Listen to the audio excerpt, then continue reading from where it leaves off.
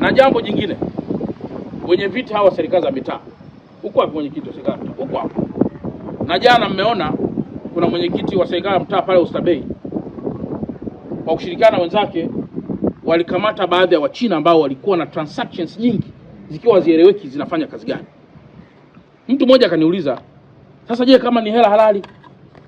Nikasema tatizo lenu, nchi hii ni nzuri na imejenga sheria nzuri sana, lakini hamsomi. Hivi kwenye sheria za fedha kukaa na zaidi ya milioni 10 keshi inakubalika?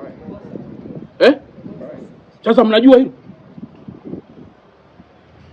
Sasa wewe uko na mihela pale mingi pale, tukikuuliza hebu tueleze vizuri, hii ni mauzo ghafi au ni faida? Justify hilo tu, ili tueleze vizuri.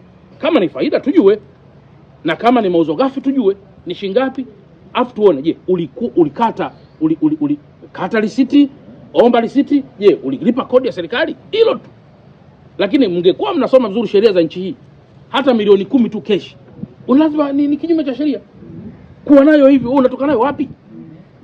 Mbona tuna mabenki yako?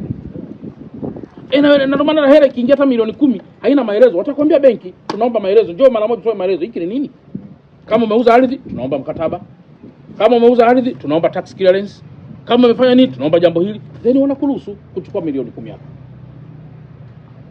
Kwa hiyo mwenyekiti, tunahitaji pia muendelee kuwa msaada mkubwa kwa wananchi unaowaongoza.